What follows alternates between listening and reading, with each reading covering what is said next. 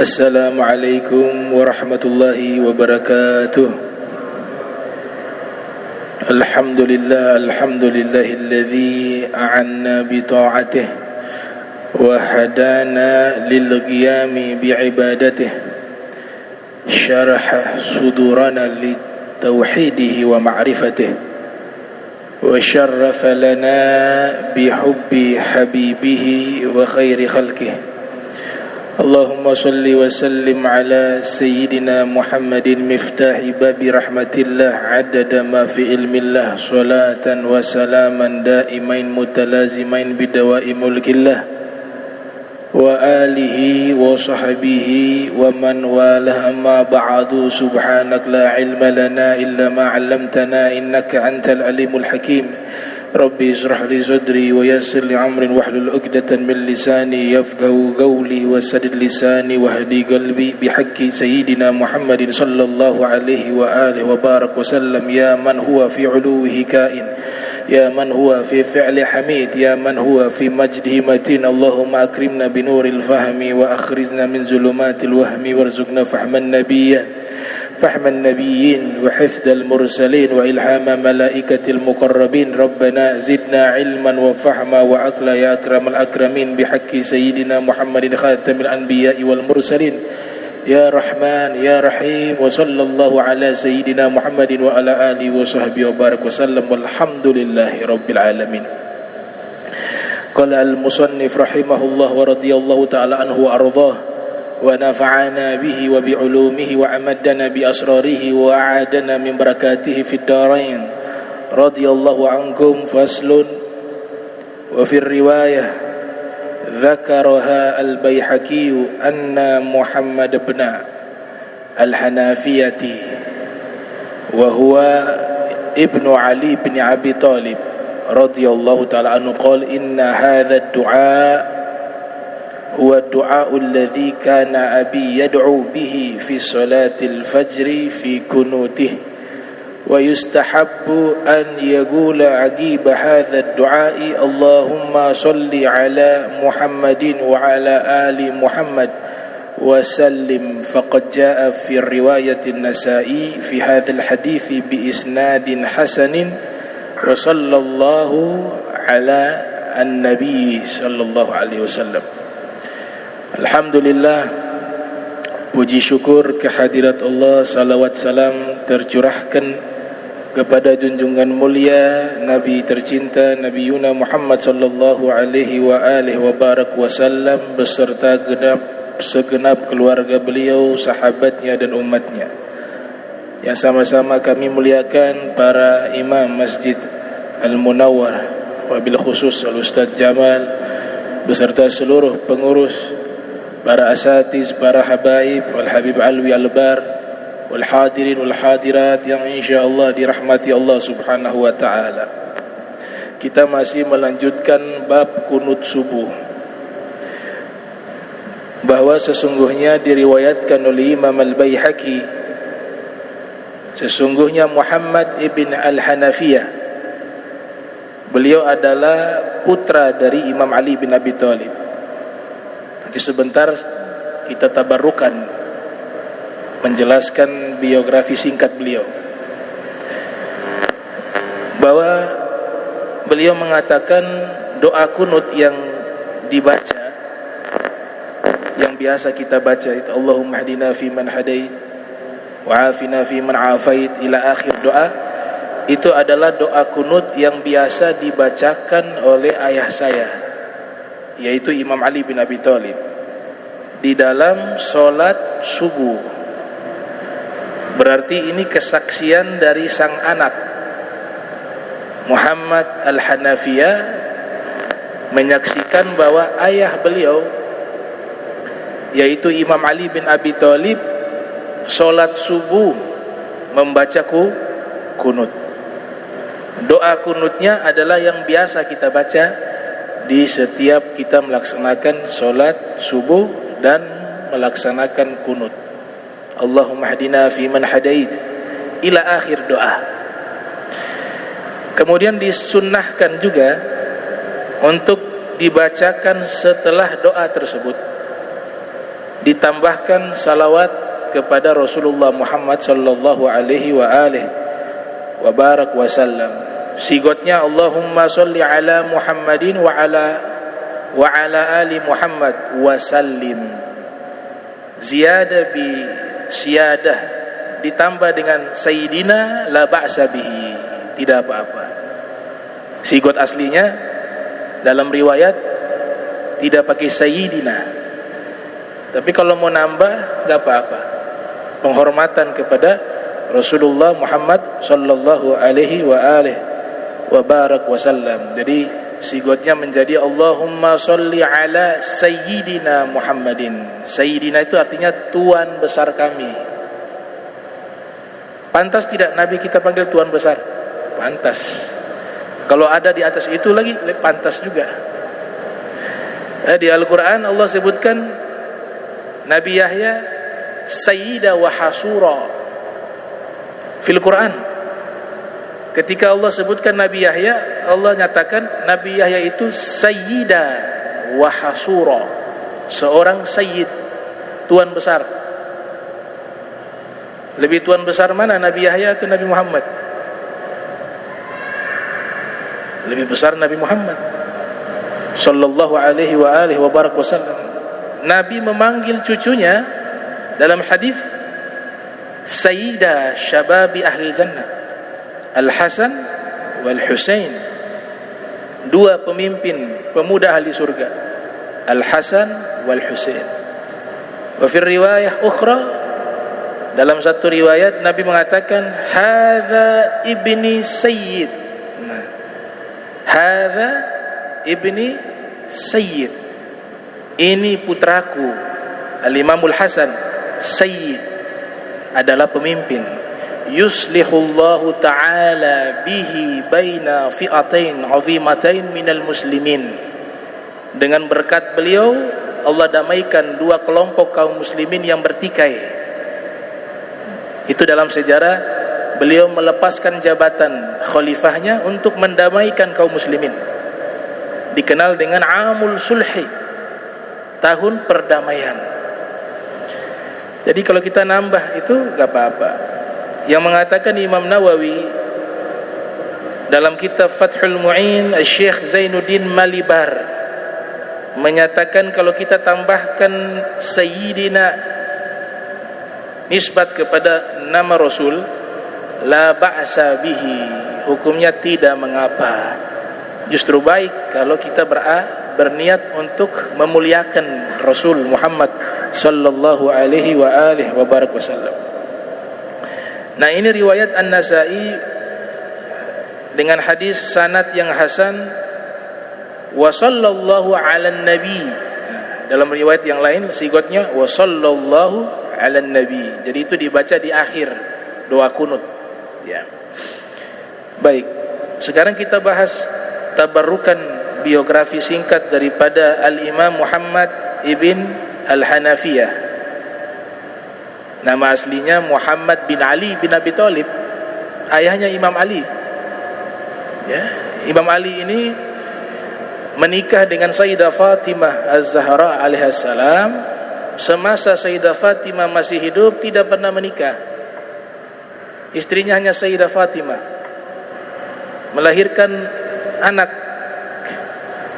ya, Sayyidah Al-Hasan wal Husain wa Muhassin wa Zainab wa Ummu Kulthum. 5. Ini riwayat yang kuat. Jadi anaknya Imam Ali dengan Sayyidah Fatimah 5, yaitu Al-Imam Hasan wal Imam Husain wa Muhassin. Muhassin meninggal masih bayi. Yang wanita Ummu Kulthum wa Zainab. Selepas atau sesudah wafatnya Nabi, 6 bulan setelahnya Sayyidah Fatimah wafat. Makanya fi riwayah menjelang wafatnya Rasulullah memanggil Sayyidah Fatimah. Di situ ada Sayyidah Aisyah. Kemudian Nabi berbisik kepada Sayyidah Fatimah. Bisikan pertama, Sayyidah Fatimah menangis. Bisikan pertama beliau menangis. Setelah menangis itu Nabi membisikkan yang kedua kali, Sayyidah Fatimah tertawa. Itu disaksikan oleh Sayyidah Aisyah. Kok bisa setelah menangis kemudian tertawa? Maka Rasulullah wafat, Sayyidah Aisyah bertanya. Pertanyaan pertama, Nabi masih ada, masih hidup, belum wafat. Sayyidah Fatimah menyaksikan itu, Sayyidah Aisyah menyaksikan itu, dipanggil Sayyidah Fatimah, kemudian berbisik, apa yang terjadi tadi? Bisikan pertama engkau menangis, bisikan kedua engkau tertawa. Kata Sayyidah Fatimah, saya gak bisa ceritakan selama Nabi masih hidup. Ini rahasia. Kalau Nabi sudah wafat, saya akan ceritakan kepadamu. Ternyata Rasulullah wafat, singkat daripada riwayat diceritakan bahwa saya menangis ketika Nabi berbisik di bisikan yang pertama, karena Nabi menyampaikan kepada saya bahwa Nabi akan meninggalkan dunia. Maka saya menangis. Bisikan kedua saya tertawa bahagia karena Nabi menyampaikan bahwa ana awwalu ahli baitihi luhukan bih. Saya adalah ahlul bait Nabi, keluarga Nabi yang pertama kali menyusul Nabi. Maknanya apa? Menyusul, meninggal setelah itu. Maka saya tertawa bahagia. Meninggal bisa berjumpa dengan Rasulullah sallallahu alaihi wasallam. Nah, setelah Sayyidah Fatimah wafat, Imam Ali menikah. Banyak wanita-wanita atau keluarga atau ayahnya, orang tuanya datang menawarkan kepada Imam Ali bin Abi Thalib putri-putri mereka. Imam Ali masih muda, sehingga beliau menikah dengan banyak wanita. Dalam syariat kan 4. Poligami itu mentoknya 4, gak bisa lebih daripada itu. Nah, menikahlah Sayyidina Ali bin Abi Thalib. Itu disebutkan di sini, beliau menikah dengan 9 wanita semasa hidupnya. Jadi istri beliau 9. Ya, dengan hitungan Sayyidah Fatimah. Jadi setelah wafatnya Sayyidah Fatimah, Imam Ali menikah dengan 8 orang perempuan. Melahirkan anak. Anak beliau sangat banyak. Wa fir riwayah 27 anak. Di riwayat yang lain 28. Di riwayatnya Ibnu Zawzi, Sibtu Zawzi, yang wafat 654 Hijriah, dalam kitab Tazkiratul Khawas menyebutkan anak beliau 33. Anak beliau 33. Wa fir riwayah 31. Satu riwayat mengatakan anak beliau 31. Kenapa riwayatnya berbeda-beda? Karena para sejarawan bingung.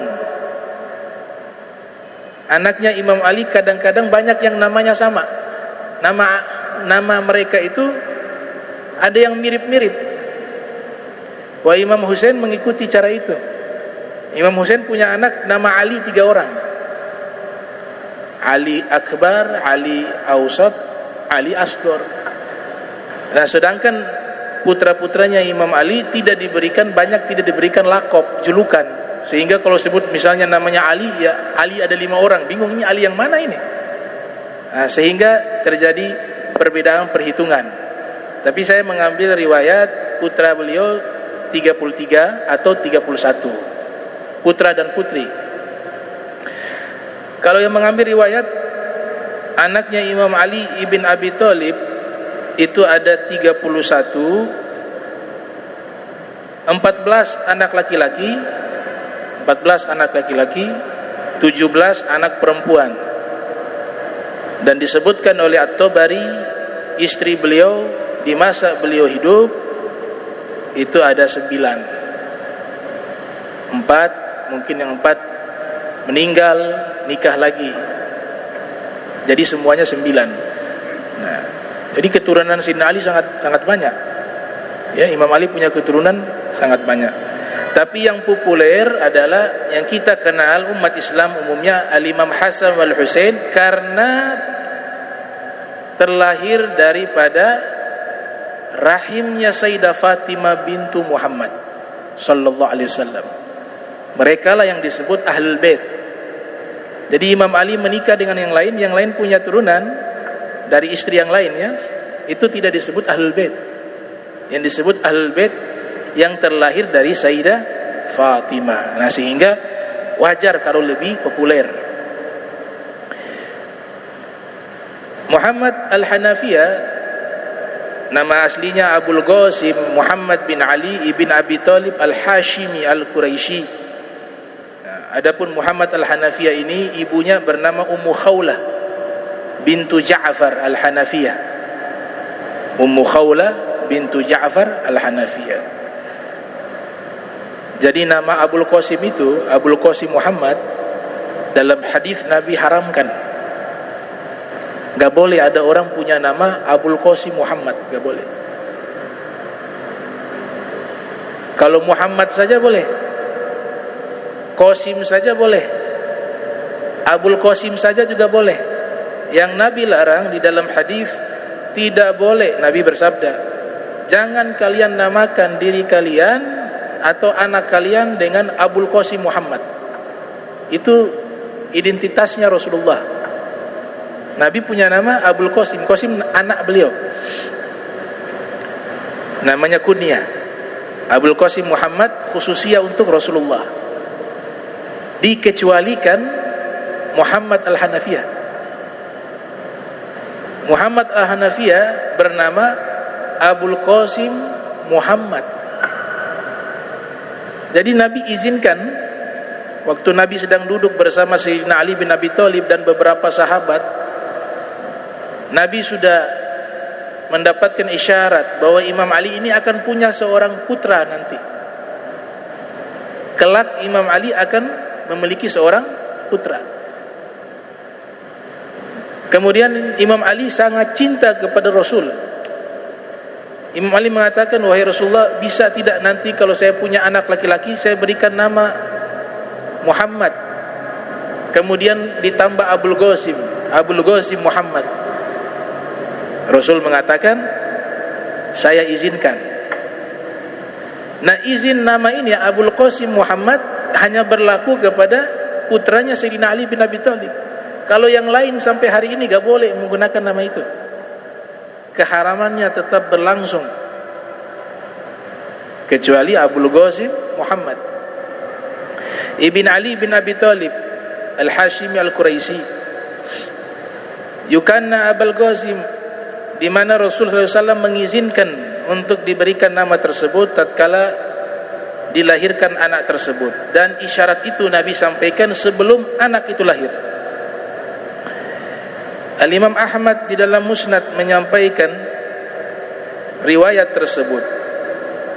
Sayyidina Ali mengatakan, qultu ya Rasulullah, ara'aita in wulida li ba'daka waladun usammihi bismika wa ukannihi bikunyatika. Sayyidina Ali mengatakan, wahai Rasulullah, bagaimana menurutmu jika nanti saya memiliki seorang putra, anak laki-laki, saya ingin menamakan namanya dengan namamu dan memberikan kunyah dengan kunyahmu. Kunyah itu Abul Qasim tadi. Imam Ali faham bahwa ada larangan, makanya Sayyidina Ali minta izin. Apa kata Rasul? Naam, iya, artinya boleh. Wa akhrajahu kadzalika Abu Dawud wa Tirmidzi fi sunani wa qala haditsun sahih. Riwayat ini dikeluarkan oleh Abu Dawud dan Imam Tirmidzi di dalam Sunan.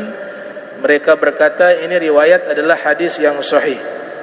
Al-Imam Syihabuddin Az-Zuhri yang lahir tahun 50 Hijriah, wafat 124 Hijriah, seorang imam besar dalam ilmu hadis, gurunya Imam Malik bin Anas.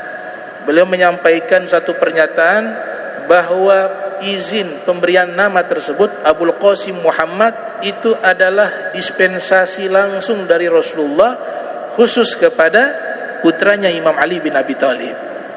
Artinya apa? Yang lain gak boleh. Istimewa itu.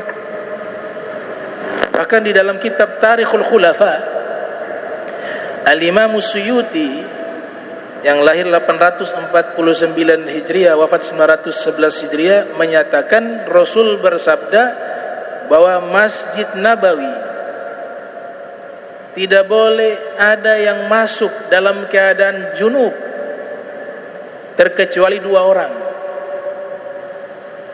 ana wa Ali, saya dan Imam Ali. Padahal jangankan Masjid Nabawi, masjid yang lain ini, bukan masjid Nabi, masjid yang ada nih di berbagai tempat ini, secara umum Nabi mengharamkan orang yang junub dan wanita yang haid masuk duduk di dalam masjid. La uhillul masjidah li junubin wala li haid.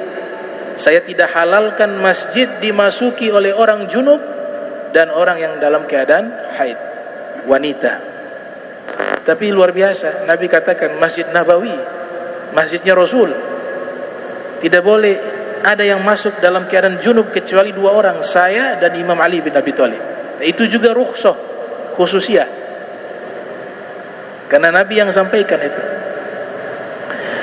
Nah,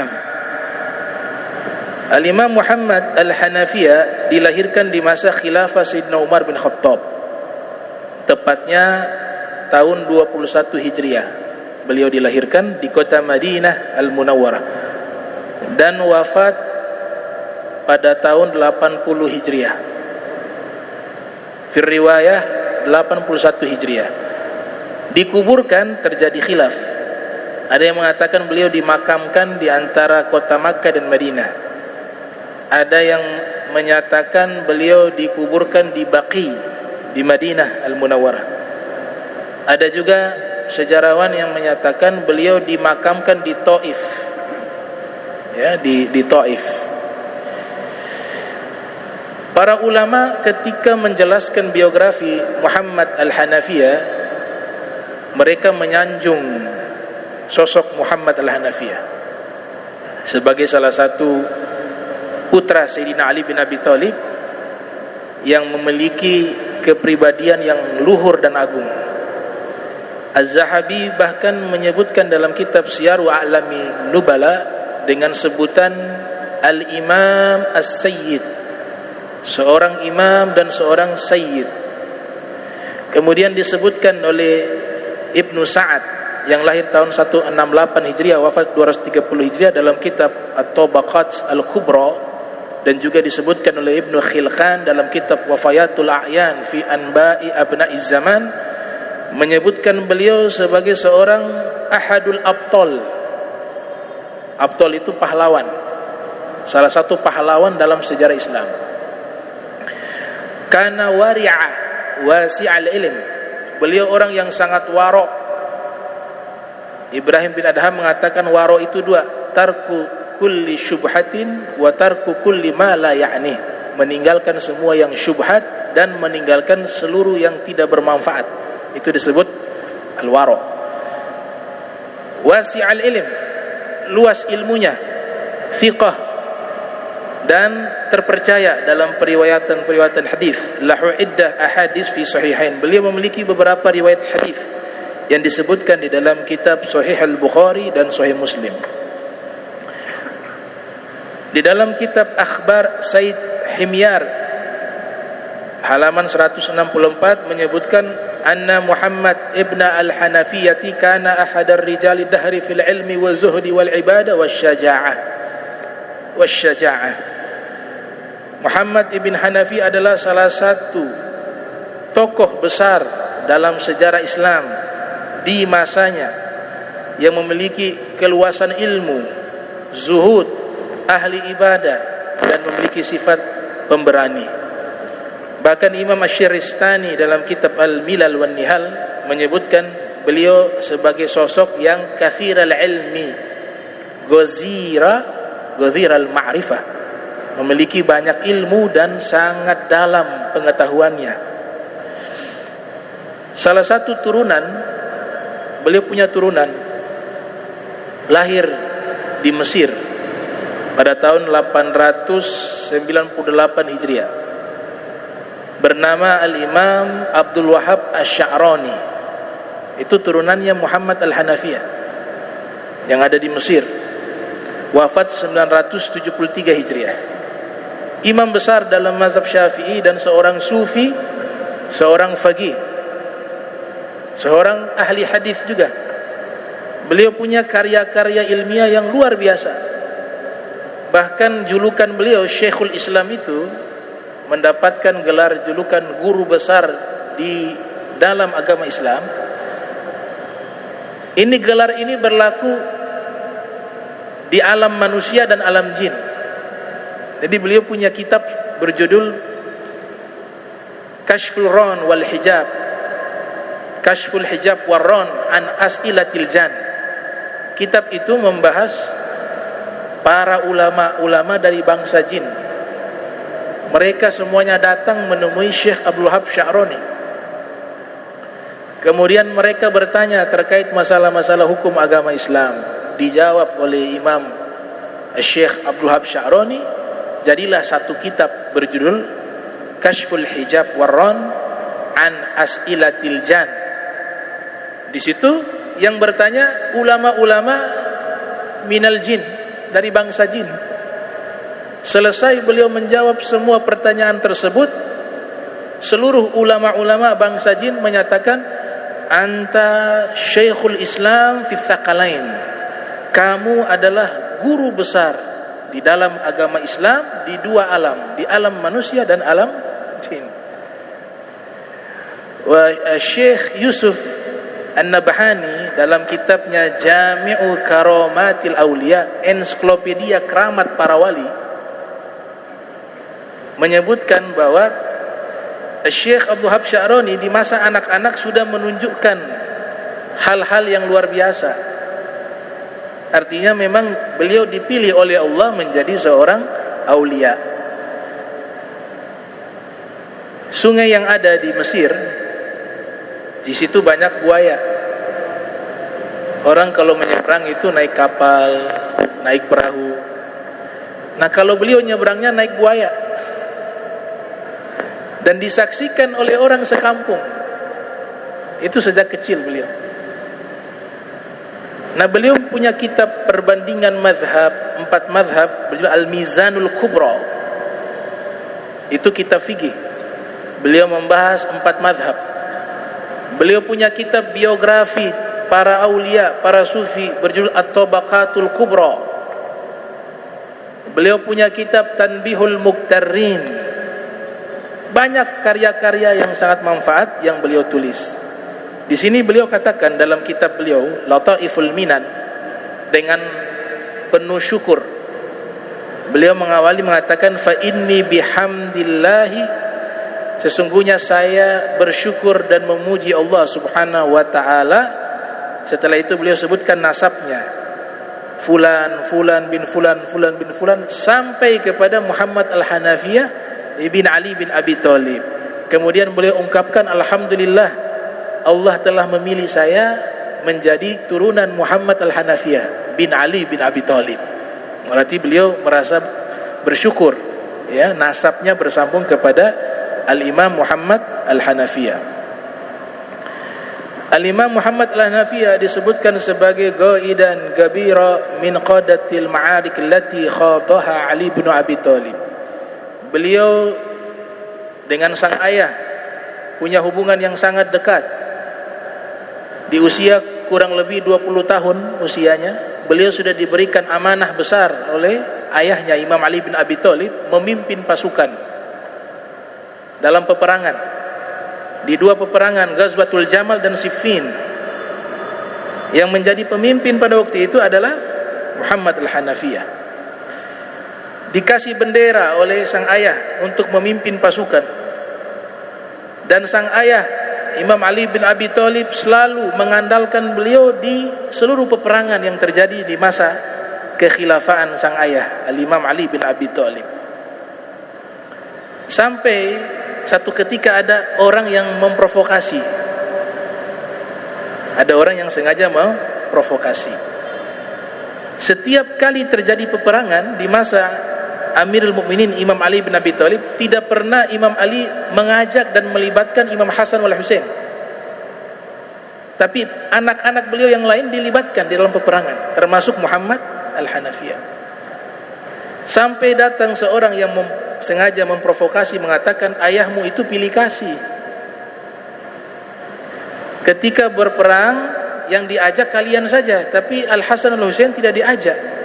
Padahal kalian juga adalah putranya. Nah, ini provokator nih. Tapi beliau memang sudah dididik dengan baik oleh sang ayah. Beliau benar-benar kesatria. Jadi orang masih punya iri hati di dalam hati, masih punya kecemburuan, masih punya, belum disebut kesatria. Kesatria itu dadanya lapang, luas.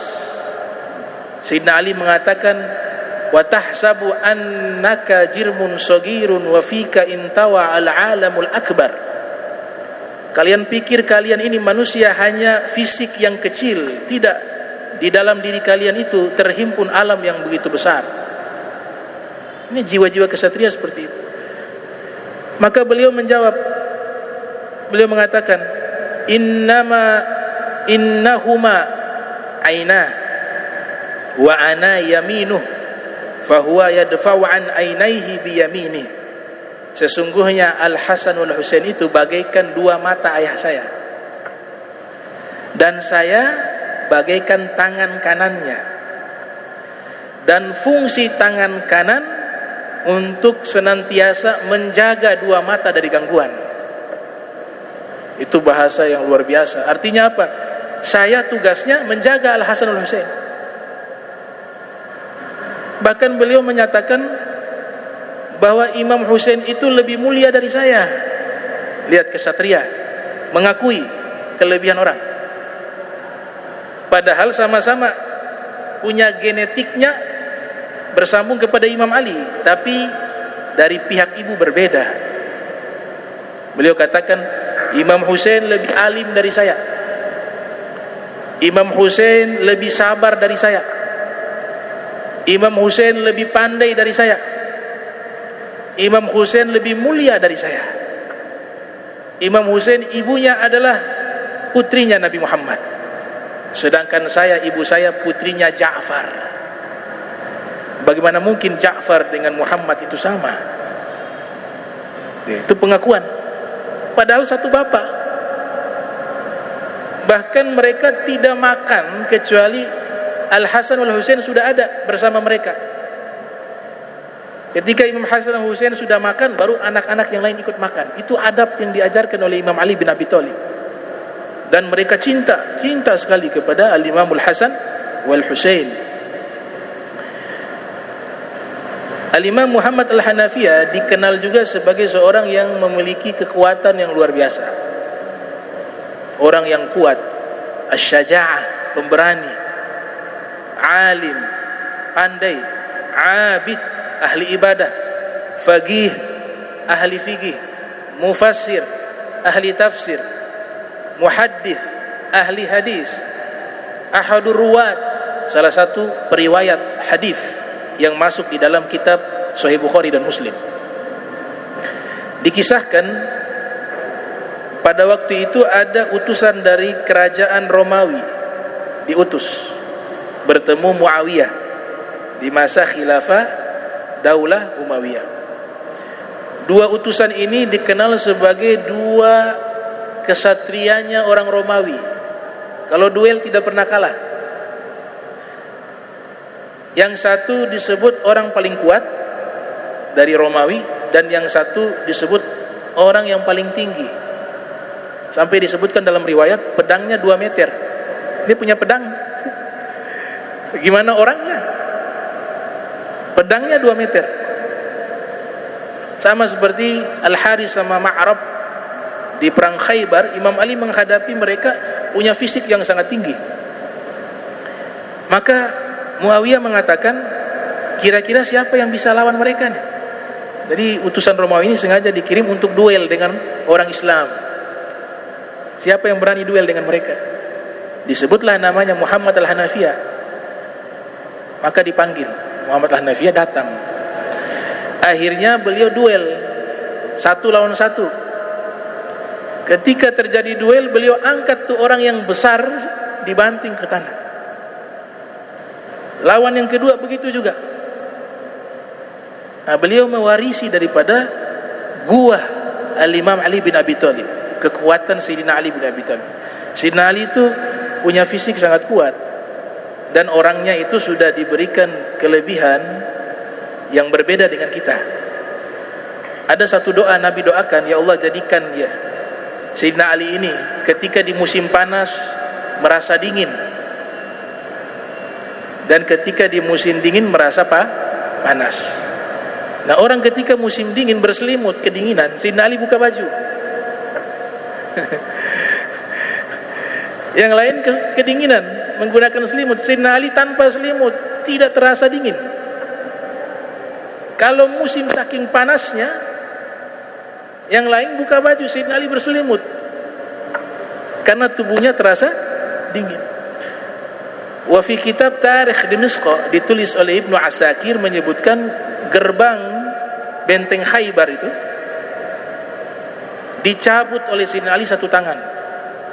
Gerbang itu besar, dilempar oleh Imam Ali, bahkan dalam riwayat dijadikan tameng. Gerbang yang begitu besar dicabut oleh Imam Ali dengan satu tangan, dilempar. Selesai peperangan, kaum muslimin menggeser gerbang itu, 70 orang tidak kuat.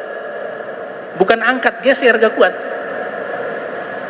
Nah, itu menunjukkan beliau punya guah al-jasadiyah, al-guah al-jasadiyah, kekuatan fisik yang luar biasa.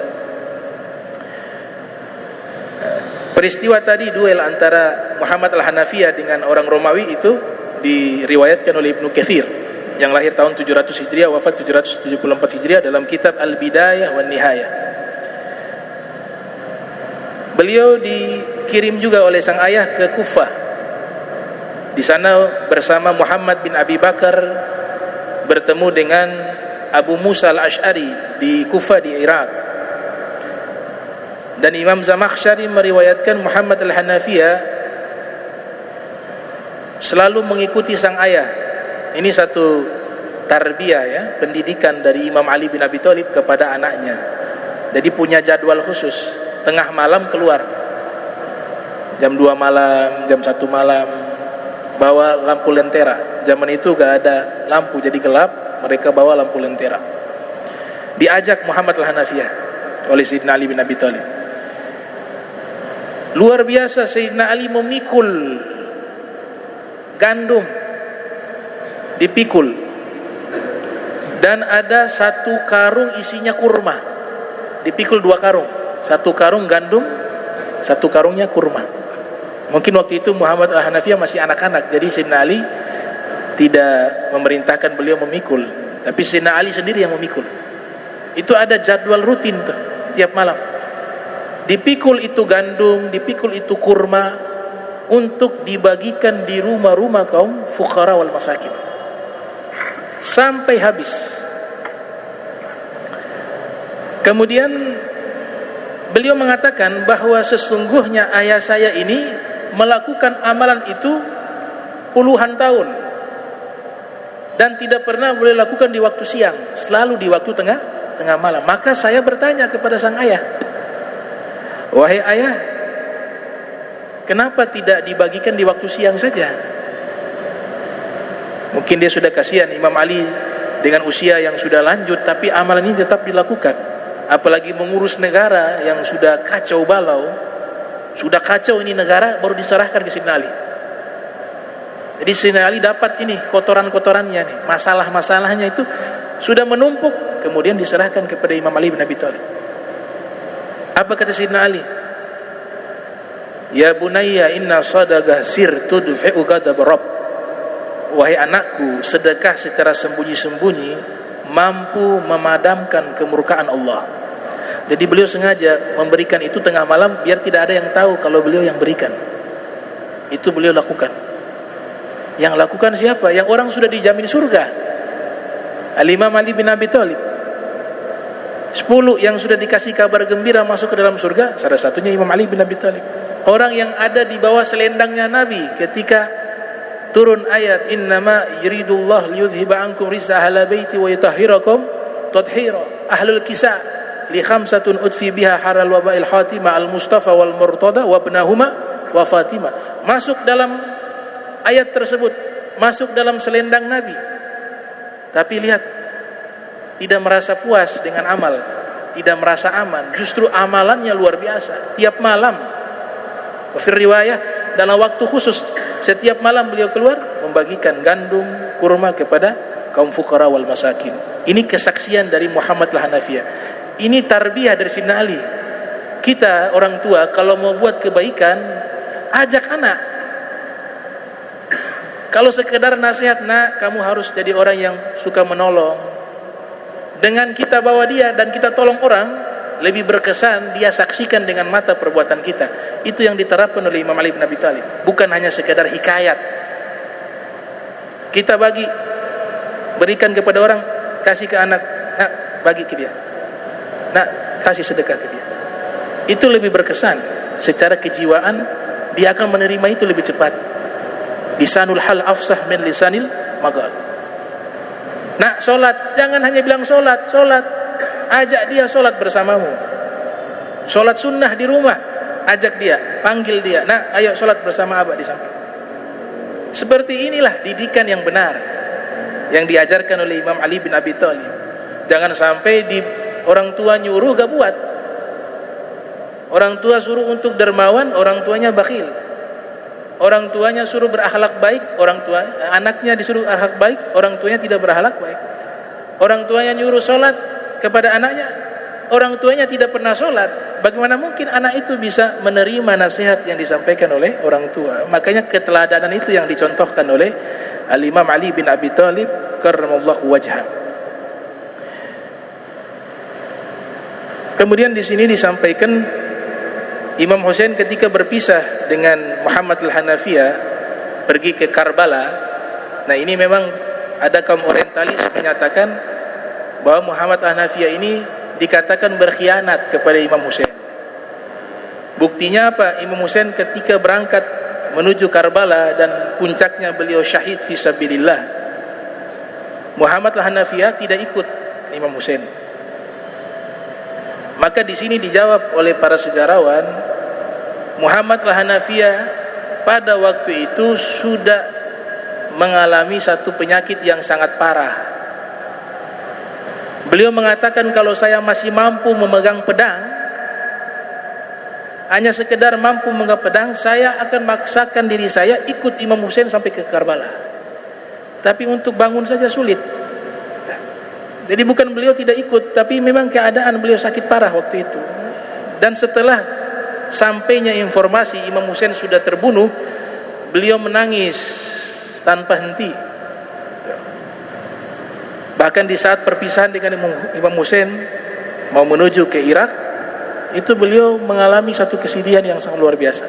Di saat berpisah dengan Imam Husain, beliau mengatakan dalam satu ucapan beliau yang fenomena, beliau mengatakan, semua perbuatan saya letakkan semuanya berdasarkan perintah Imam Husain. Imam Husain perintahkan apa saja saya siap lakukan. Wala ataharraku bi syai'in illa bi amri al-Imam al-Husain bin Ali bin Abi Thalib. Saya tidak menggerakkan sesuatu kecuali sesuatu itu diperintahkan oleh Imam Husain. Gerak saja. Harus Imam Husain yang perintah baru saya gerak. Cuma keadaan saja yang membuat beliau tidak bisa mengikuti Imam Husain di dalam peperangan tersebut atau menemani Imam Husain ke Karbala. Beliau dikenal juga sebagai ahli tafsir. Beberapa ayat Al-Quranul Karim ditafsirkan oleh Muhammad al-Hanafiyah di surat Al-Ikhlas, Qul huwallahu ahad, Allahus somad. Di sini ditafsirkan as-somad oleh Muhammad al-Hanafiyah, artinya al-ghaimu bi nafsihi wal ghani an kulli syai'in. Arti as-somad adalah Allah berdiri dengan sendiri dan Allah tidak butuh kepada segala sesuatu. Itu tafsirannya Muhammad al-Hanafiyah yang beliau dapat dari Sayyidina Ali bin Abi Thalib. Jadi beliau seorang mufassir juga, seorang ahli tafsir Al-Quran. Di ayat yang lain beliau tafsirkan, fa'adzana mu'adzinun bainahum anna la'natullah ala zalimin. Ada seorang muazzin yang memberikan pengumuman, dia menyampaikan pengumuman di tengah-tengah mereka bahwa an la'natullah, laknat Allah dilimpahkan kepada orang-orang yang zalim. Al-Imam Muhammad Al-Hanafiyah menafsirkan riwayat ini dari ayahnya Imam Ali, ana dzalikal muazzin, saya itulah muazzin di hari kiamat. Di situ dia maksud Sayyidina Ali bin Abi Thalib. Itu ditafsirkan oleh Muhammad Al-Hanafiyah. Jadi nanti Imam Ali diberikan satu tugas khusus di yaumil qiyamah, memberikan instruksi dan pengumuman untuk dipanggil seluruh orang-orang zalim berkumpul dalam satu saf. Kemudian mereka diadili oleh Allah dalam mahkamahnya Allah Subhanahu wa taala. Itu tafsirannya Muhammad Al-Hanafiyah. Kemudian di ayat yang lain Allah taala berfirman, inna aradna al-amanata 'ala as-samawati wal ardi wal jibal fa abaina an yahmilnaha wa ashfaqna minha wa hamalaha al-insan innahu kana zaluman jahula. Sesungguhnya kami telah sodorkan amanah ini kepada langit, bumi, gunung, tapi mereka menolaknya untuk memikul amanah tersebut dan takut akan amanah itu. Lalu manusia yang mengambil amanah tersebut, sesungguhnya manusia itu adalah orang yang sangat zalim dan sangat bodoh, jahula. Ditafsirkan oleh beliau, makna amanah di situ adalah imamatuhu wa wilayatuhu, imamiyahnya Sayyidina Ali bin Abi Thalib dan wilayahnya Imam Ali bin Abi Thalib. Itu tafsiran Muhammad Al-Hanafiyah. Kalau Sayyidina Ali menafsirkan di satu tafsiran, al-amanah di ayat tersebut artinya adalah hukum-hukum Allah, ahkamullah. Beliau juga seorang ahli hadis dan sebagai rawi periwayat hadis Nabi Muhammad sallallahu alaihi wasallam. Di antara hadis yang beliau riwayatkan, al-mahdi minna ahla baiti yuslihullahu fi lailatin aw qala fi yaumain. Imam Mahdi adalah ahlul baitku, kata Nabi. Imam Mahdi adalah ahlul bait kami. Dengan adanya Imam Mahdi, Allah memberikan kedamaian, persatuan di seluruh dunia dalam waktu satu malam. Au qala fi yaumain, dalam satu riwayat 2 hari, yaumain. Jadi sampai saat ini kaum muslimin gak akan bisa bersatu, gak bisa. Gak akan bisa. Imam Ja'far Shadiq mengatakan, man hamala sayfa qabla zuhuril mahdi faqad qutil. Orang yang membawa pedang atas nama agama Islam sebelum munculnya Imam Mahdi, dia akan terbunuh dengan pedangnya. Maknanya apa? Sesama saudara saling bunuh, sesama kaum muslimin saling bunuh. Itu kan terjadi, kita lihat realita yang ada dengan firqah-firqah yang beraneka macam. Kapan kaum muslimin satu dunia ini bersatu dalam satu naungan? Di masa Imam Mahdi. Di sini hadis riwayat Muhammad Al-Hanafiyah. Dalam waktu satu malam saja sudah damai, bersatu seluruh umat Islam. Dan sekelompok kaum muslimin meyakini, sekelompok kecil meyakini Muhammad Al-Hanafiyah ini Imam Mahdi. Tapi ditolak oleh banyak ulama. Tapi ada keyakinan sekelompok kaum muslimin di masa itu, mereka meyakini Imam Mahdi yang dimaksud itu adalah Muhammad Al-Hanafiyah. Karena dalam hadis mengatakan Imam Mahdi itu namanya sama dengan namaku, kata Nabi Muhammad. Nama ayahnya sama dengan nama ayahku. Di sini yang dimaksud Muhammad Al-Hanafiyah karena pertama namanya sama, Muhammad. Kunyahnya sama, Abdul Qasim. Tapi kata Ali di situ diartikan julukan, Aliin, yaitu orang yang sangat tinggi derajatnya, ayah daripada Nabi Muhammad. Ini sekelompok kecil meyakini demikian. Tapi banyak ditolak oleh para ulama. Nah, beliau luar biasa menafsirkan banyak hadis, dan Imam Bukhari, Imam Muslim juga menyampaikan riwayat-riwayat Muhammad al-Hanafiyah di dalam kitab mereka. Di antara hadis lainnya yang beliau sampaikan, di saat sang ayah menjelang wafat, Sayyidina Ali itu meninggalkan dibunuh oleh Abdurrahman ibn Muljam dengan belati yang beracun, bahkan ditusuk juga di atas kepala beliau. Ya, beliau tahu kesempatan untuk membunuh Imam Ali hanya satu kesempatan, di saat Sayyidina Ali sholat. Karena dia sudah survei, Sayyidina Ali ketika sholat itu saking khusyunya beliau lupa dengan sekitarnya, sudah tenggelam di dalam sholatnya. Maka cara yang paling ampuh untuk membunuh Sayyidina Ali di saat beliau sedang sholat. Fir riwayah sholat subuh, di saat sholat ditusuk beliau dari belakang oleh Ibnu Muljam. Di saat kritis Sayyidina Ali bin Abi Thalib, ini yang luar biasa, dan kesaksian ini langsung dari Muhammad al-Hanafiyah, beliau ada waktu itu. Sayyidina Ali mengatakan, tolong kalian berbuat baiklah kepada orang yang telah menusuk saya dengan belati itu, karena sudah dapat informasi, sudah ditawan. Ini kan kalau kita, ini kan emosi nih, keluarganya emosi, pengikutnya emosi, bisa dianiaya dengan cara yang di luar batas, marah. Tapi Imam Ali berlaku adil. Beliau katakan, saya minta tolong kepada kalian, berbuat baiklah kepada dia yang telah menusuk saya dengan belati. Wa akrimu mathwahu, muliakan dia. Bukan berbuat baik lagi, disuruh muliakan. Hebat kesatria. Ini kesatria itu seperti ini, luar biasa. Fa in bakitu qataltu au afautu, seandainya, kata Sayyidina Ali, saya masih hidup. Ini kan lagi kritis nih, belum tahu Sayyidina Ali wafat atau tidak. Beliau juga belum tahu. Beliau katakan, kalau memang saya masih hidup, hanya kritis, sakit saja, koma saja, tapi nanti sembuh, hidup, maka keputusan ada di tangan saya, Sayyidina Ali.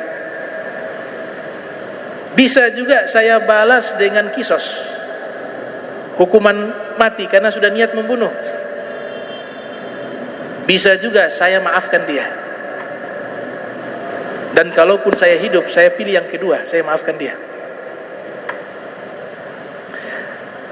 Namun jika fa in mutu, namun jika saya meninggal dunia, kata Sayyidina Ali, faktuluhu kama qatalani, silakan kalian hukum dia dengan kisos, dengan cara yang sama dia membunuhku, jangan lebih daripada itu. Wala ta'tadu innahu la yuhibbul mu'tadin, jangan kalian melampaui batas, sesungguhnya Allah sangat benci kepada orang yang melampaui batas. Kemudian Sayyidina Ali mengatakan, tolong jangan ikat dia dengan sangat kencang, berikan kesempatan padanya wudu untuk sholat, berikan makanan yang layak untuknya. Dibawa susu oleh putrinya Sayyidina Ali. Wahai ayah, ini ada susu, minum. Diminum oleh Imam Ali beberapa tegukan. Kemudian Imam Ali mengatakan, bagaimana dia? Apakah sudah minum? Mereka katakan belum. Antarkan minumanku ini kepadanya, berikan dia minum susu. Subhanallah, sampai akhirnya dikasih makanan yang paling enak, kata Sayyidina Ali. Kalian berikan dia makanan yang paling enak, nanti kalau saya meninggal dia dihukum mati, kisos. Maka jamulah sebaik-baiknya kepada dirinya, dan jangan ganggu keluarganya, keluarganya tidak bersalah. Jangan rusak rumahnya, jangan rusak hartanya. Ini pesan dari saya, wahai anak-anakku. Bisa kita temukan ada sejarah kesatria model begini, ya, kecuali para nabi, para rasul. Kalau manusia-manusia yang bukan Nabi Rasul tertulis sejarah seperti ini, saya jamin belum ada. Belum ada. Saya ini sudah banyak baca kesatria-kesatria internasional yang di Yunani, yang di Mongol Genghis Khan, Hulagu Khan, Achilles yang ada di Yunani, Khalid ibn al-Walid, kesatria juga. Tuh kitab khusus membahas para panglima perang, tapi yang tercatat berlaku adil sekalipun sudah dizolimi dan dianiaya dan menjelang wafat dan diperintahkan berbuat baik kepada musuhnya itu yang sudah membunuhnya, itu hanya kesatria yang bernama Imam Ali bin Abi Thalib. Luar biasa. Itu didikan Nabi Muhammad sallallahu alaihi wasallam. Nah, kemudian terakhir ada kitab-kitab yang membahas secara khusus biografi Muhammad ibn al-Hanafiyah seperti karya Al-Khatib Ali bin Hasan Al-Hashimi dan juga Said Muhammad Al-Uraifi, yang mereka menulis kitab-kitab khusus terkait dengan biografi Muhammad Al-Hanafiyah. Allahumma jam'ana hadza jam'an marhuma wa tafarraqan ba'di tafarrukan ma'zuma wa la tajal minna wa la minna shakila mahruma. Subhanaka bihamdika astaghfiruka wa atubu ilaihi wa sallallahu alaihi wa Muhammadin wa ala alihi wa sahbihi wa baraka wa sallam wa lafu minkum. Wassalamu alaikum warahmatullahi wabarakatuh.